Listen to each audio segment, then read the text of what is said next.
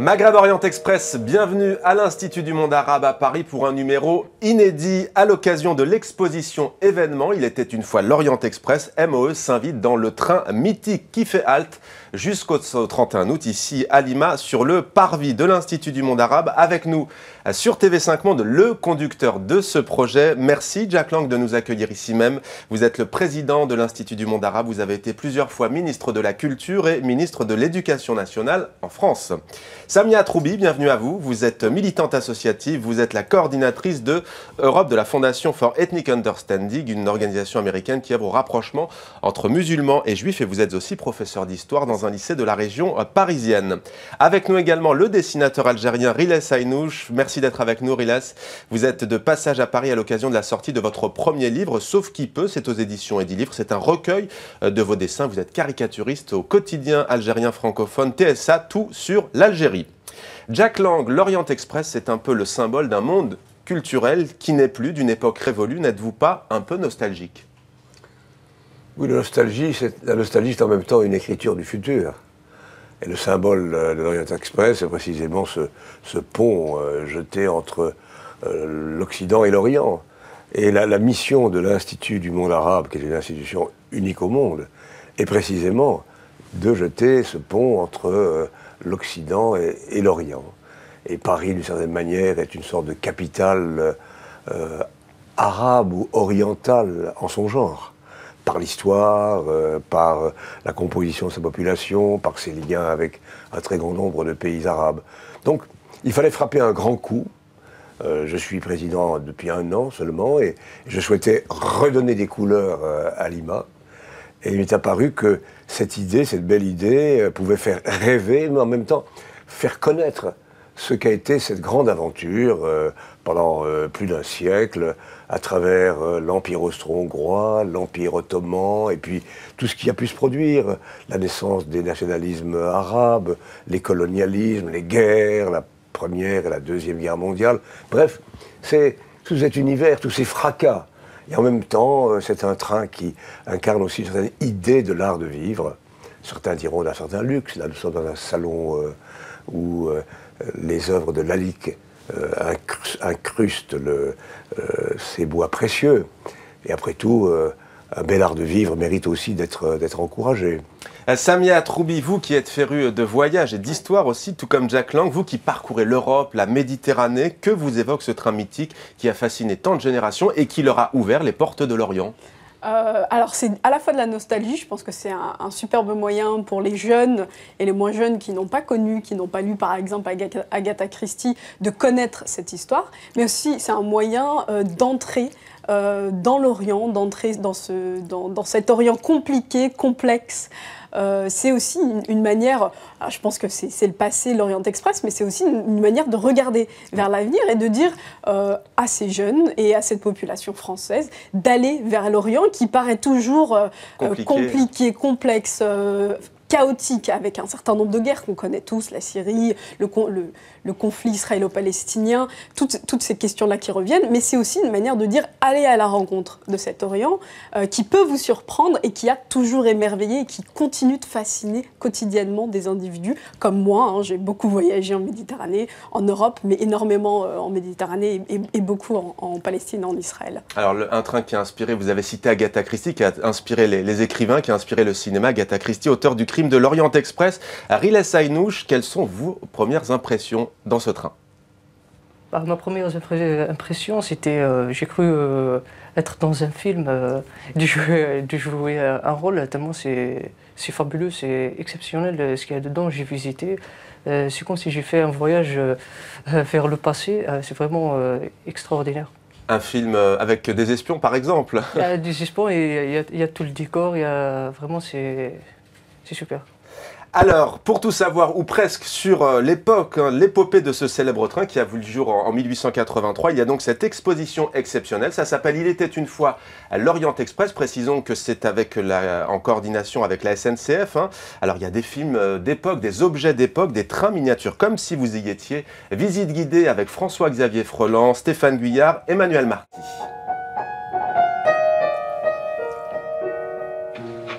Lorsqu'un petit train peut en cacher un autre beaucoup plus gros. un effet saisissant, sauf qu'une locomotive à vapeur 1922, c'est tout de même plus difficile à exposer en plein Paris qu'une simple miniature. Une locomotive comme celle qui est derrière, c'est 90 tonnes. Et donc les ingénieurs, initialement, ont envisagé de prendre les plus grandes grues d'Europe. Il fallait couper les arbres. Et donc on s'est dit, c'est pas possible. Pensons comme les Égyptiens, des rondins, des plans inclinés. En voiture, s'il vous plaît, voici le wagon-lit d'Acajou. C'est dans cette couchette que James Bond séduit l'agente soviétique dans Bon baiser de Russie. Et voici la fameuse voiture salon Pullman Flèche d'or. Ici, la table de l'écrivaine Agatha Christie, comme si elle venait d'y écrire son roman policier phare, Le crime de l'Orient Express. Tout est faux, mais tout est vraiment renseigné historiquement, c'est-à-dire que les décorateurs, la société Carbone a recréé à l'identique tous les objets, que ce soit les logos qu'on a fait graver, broder, qu'on a fait sérigraphier sur les carafes. Carnet de croquis, théières, journaux d'époque, rien n'a été oublié. Et gare aux fétichistes qui voudraient faire disparaître les indices de la future enquête. Tout est collé pour éviter les vols. Il fut un temps où l'Orient Express desservait, en plus des gares de Venise ou d'Istanbul, celles d'Alep en Syrie ou de Tripoli au Liban, avant de rejoindre le Caire. Dans ces fenêtres, on retrouve les grandes heures de cette incroyable épopée ferroviaire. Pour réaliser le film de l'exposition, l'un des organisateurs a même refait le voyage en train jusqu'au bout, enfin presque. D'Istanbul, nous sommes descendus jusqu'à Adana. Au sud de Adana commence la guerre, la guerre syrienne. Et là, il est absolument impossible d'envisager de passer et d'envisager de prendre le train encore plus. Et puis ensuite, nous sommes allés au Liban, à Tripoli. Ça n'a pas été facile. Tripoli est une ville qui actuellement est en guerre. Il était une fois l'Orient Express, ressemble à un rêve d'enfant devenu réalité. Mais après tout, l'Orient Express, écrivait Joseph Kessel, c'est le miracle à l'intérieur d'une boîte close, vernie et capitonnée.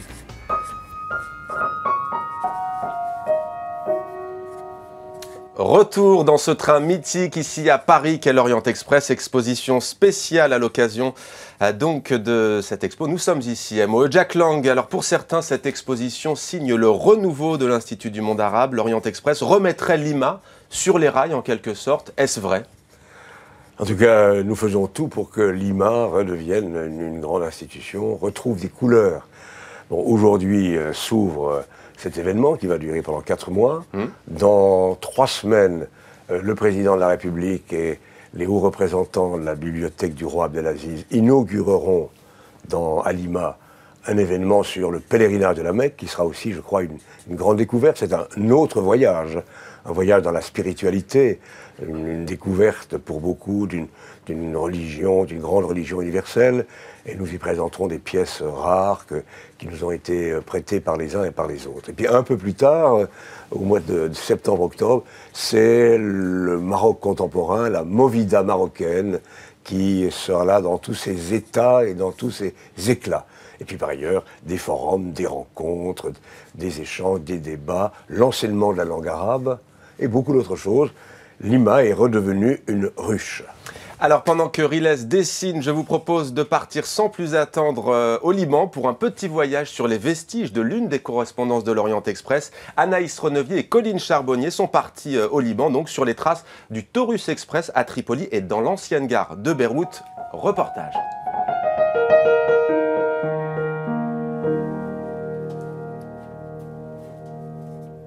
Difficile d'imaginer qu'il y a un siècle, la gare de Tripoli accueillait les luxueux wagons du Taurus Express. Avant la Seconde Guerre mondiale, les passagers ayant traversé le Bosphore s'arrêtent à Alep, en Syrie, d'où ils peuvent rejoindre l'Irak ou le Liban, avec pour terminus Tripoli. Soit le train arrive juste pour entrer dans le hangar, dans les ateliers de réparation, ou bien Tripoli n'a été relié en chemin de fer à Beyrouth qu'après la Deuxième Guerre mondiale. Donc il fallait faire cette manœuvre pour changer la voie et pour que le train continue son chemin plus vers le sud. 3 fois par semaine, marchands et touristes du monde entier voyagent dans les voitures de la Compagnie internationale des wagons-lits. Aujourd'hui centenaire, Hunt a 20 ans lorsqu'il commence à travailler comme contrôleur à bord du train. Le plus difficile, c'était la lingerie. Vous savez, chaque soir, il y a 30 personnes qui dorment dans chaque wagon-lit. Il y a chacun 2 draps. On les change tous les jours. Quand le train arrive, il y a des centaines des trains de lits à laver. C'était un travail énorme, énorme, sans fin. Pendant la Seconde Guerre mondiale, les Anglais souhaitent se servir du Taurus Express pour transporter des armes. La ligne est alors prolongée jusqu'à Haïfa en Palestine. Une extension de courte durée. En 1948, l'État d'Israël vient d'être créé. La ligne est coupée. La ligne a été bombardée à la fin des années 40. Les problèmes ont commencé en Palestine et en Israël. Ils se sont propagés et d'un coup, la ligne a été bombardée à Nakoura, qui est située à la frontière entre Israël et le Liban. Et c'est à ce moment que le train a arrêté d'aller à Haïfa. Le Taurus Express reprendra ses voyages à travers le Liban jusqu'au début de la guerre civile libanaise en 1975. Le patrimoine ferroviaire du pays est désormais à l'abandon. Les associations de sauvegarde du chemin de fer rêvent aujourd'hui d'entendre à nouveau le train siffler, comme à la belle époque de l'Orient Express.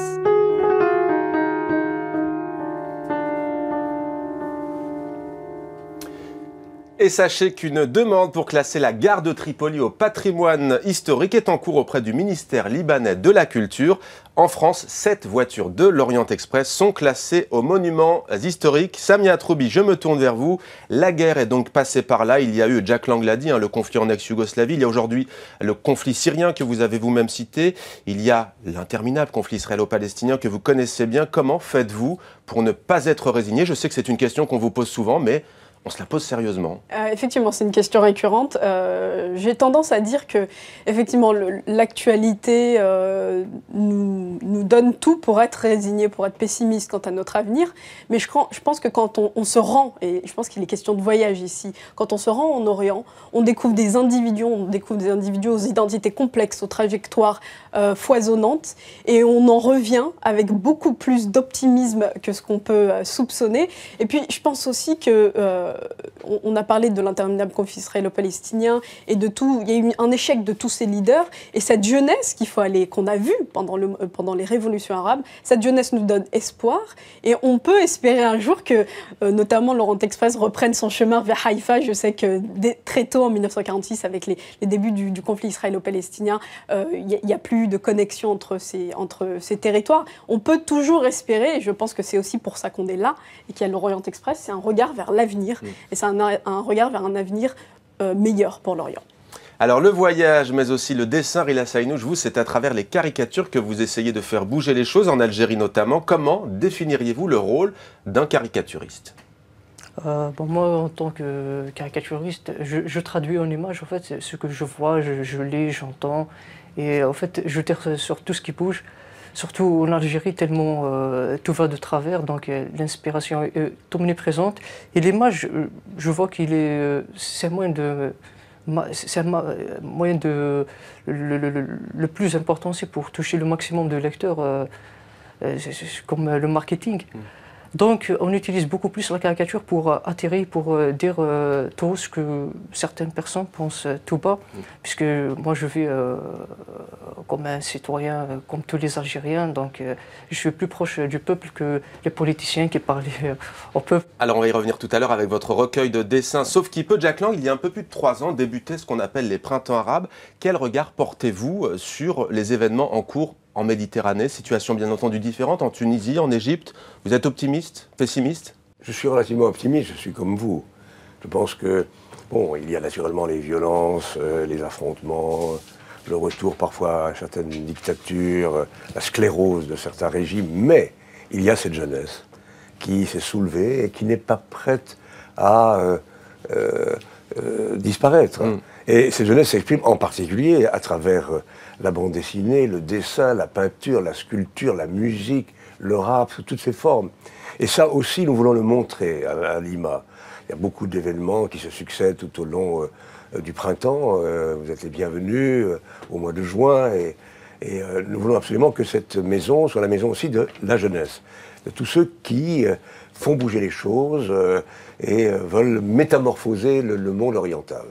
Alors, une femme qui aurait aimé être avec nous, parmi nous aujourd'hui, et nous d'ailleurs aussi, c'est la journaliste et photographe marocaine Leïla Gandhi qui n'a pas pu prendre l'avion. Elle attend en fait un heureux événement, mais elle a tenu à nous adresser ce clin d'œil. Regardez. Je me faisais une joie de vous retrouver, une joie aussi d'entrer dans ce wagon du mythique Orient Express que je n'ai jamais emprunté. Et pourtant, les trains, c'est quelque chose que j'aime beaucoup.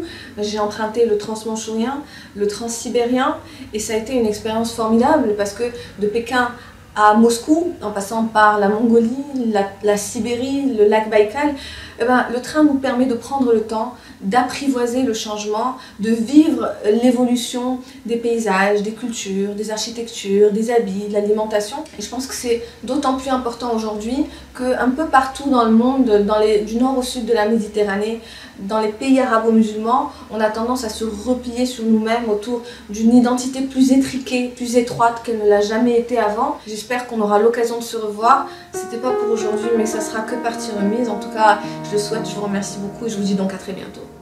Voilà, c'était Leïla Gandhi et on la remercie, elle qui a conquis le public marocain avec son émission Voyage avec Leïla Gandhi. Riles Aynouch, je vais montrer sans plus attendre l'un de vos dessins d'actualité, si l'on peut dire, puisqu'il fait référence à la 4e candidature d'Abdelaziz Bouteflika en Algérie. Donc, l'état de ma santé est meilleur que la santé de mon état. Voilà, alors parfois ça fait rire, là c'est le cas, c'est très incisif. Quand je dis parfois ça fait rire, c'est souvent le cas, mais je veux dire, il y a des dessins plus graves que d'autres. Celui-ci, il est à la fois drôle, il est en même temps sans concession. Mais au fond, vraiment, c'est triste.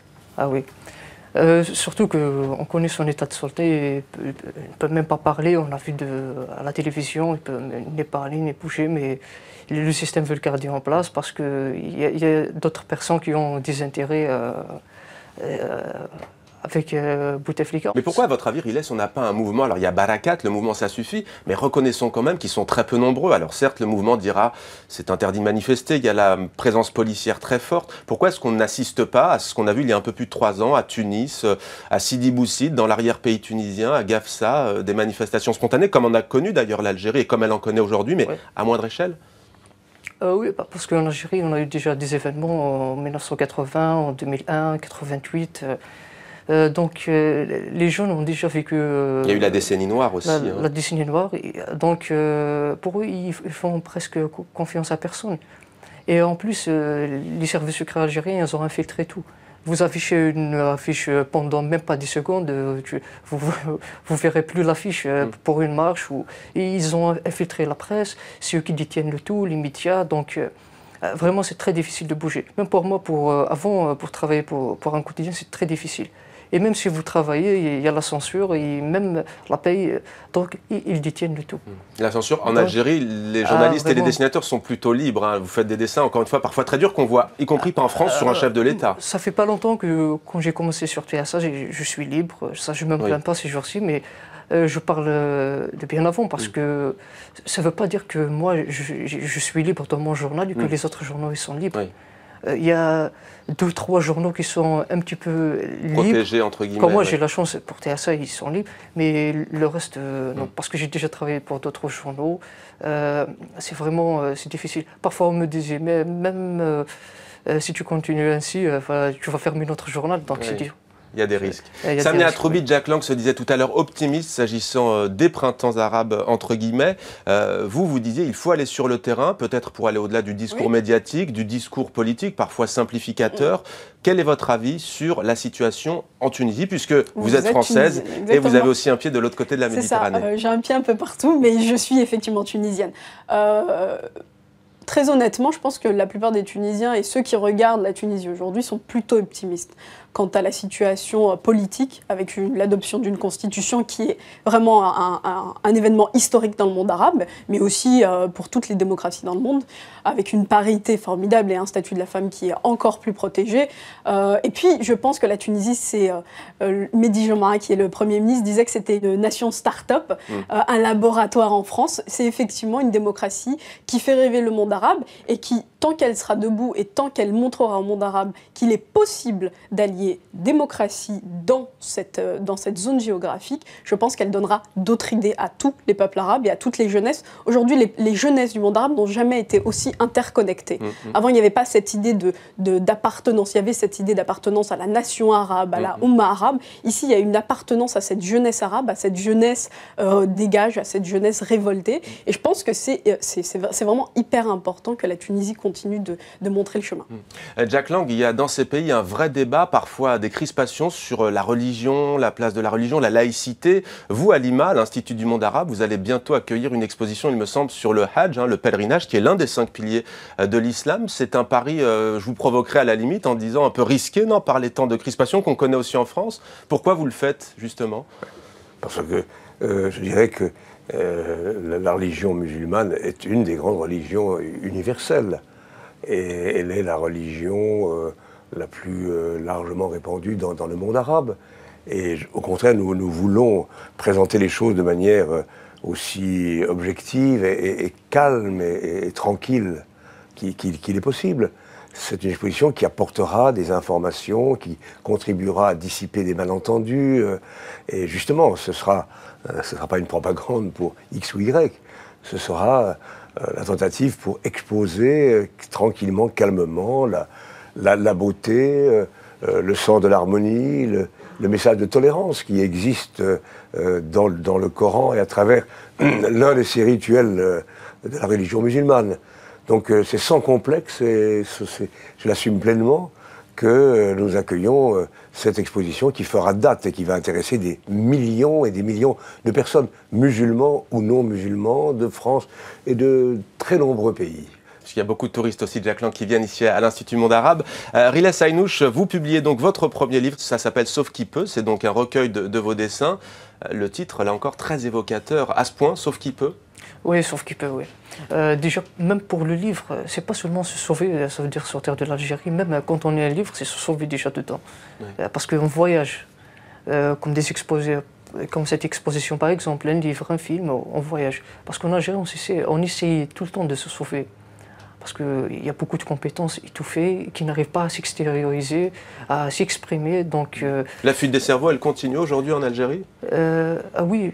Oui, rares sont les artistes vraiment qui sont, ou les intellectuels, les scientifiques qui sont restés en Algérie. Tellement c'est vraiment difficile. Même pour publier mon livre, je suis obligé de publier en France parce que je ne peux pas le publier en Algérie. J'ai vu toutes les éditions, c'est difficile. Donc voilà, c'est sauf qu'il peut, avec voilà, toutes les manières, avec tous les moyens qu'on peut, voilà. Voyager par le dessin. Samia Troubi, vous êtes passionnée d'histoire médiévale et vous allez bientôt partir au Liban. Racontez-nous. C'est ça. Alors, Palestine d'abord, et puis le Liban où j'effectue notamment des cours d'arabe, des séminaires sur l'histoire du début de l'islam, l'islamisation de la Palestine, c'est mon sujet de thèse. Comment on est passé d'une région plutôt judéo-chrétienne à l'appartenance à cet empire en construction qu'est l'empire arabo-musulman. Comment s'est effectué ce processus-là et comment ces minorités ont continué à persister, à perdurer au sein même d'un empire de plus en plus homogène. Vos élèves, ils sont en quelle classe? Ils sont en terminale. Vous allez les inviter ici à l'Institut du monde arabe? J'espère, oui. J'effectue notamment, je viens visiter l'exposition sur le Hajj avec des étudiants de l'ENS et je pense que je ramènerai mes élèves aussi à l'Institut du monde arabe qui est un haut lieu. Et je pense vous avez tout à fait raison, l'islam a besoin d'être connu parce qu'elle est méconnue, elle est ignorée et on a un certain aussi, exactement, on a un très grand nombre de préjugés et je pense que c'est super important d'avoir ce genre d'exposition. Eh bien, on terminera par ce compliment, Jack Lang. Merci à vous de nous avoir accueillis ici. Vous êtes, je rappelle, président de l'Institut du monde arabe. L'exposition, donc, il était une fois l'Orient Express, c'est jusqu'au 31 août. Samia Troubi, merci. Rilès Aynouch, bonne continuation à vous. Merci à tous les trois d'avoir participé à Maghreb de Orient Express. Merci à vous d'être fidèles à MOE. On se retrouve dimanche prochain pour un nouveau numéro. D'ici là, on se retrouve sur les réseaux sociaux avec les coulisses et les temps forts de MOE. À très vite sur TV5 Monde.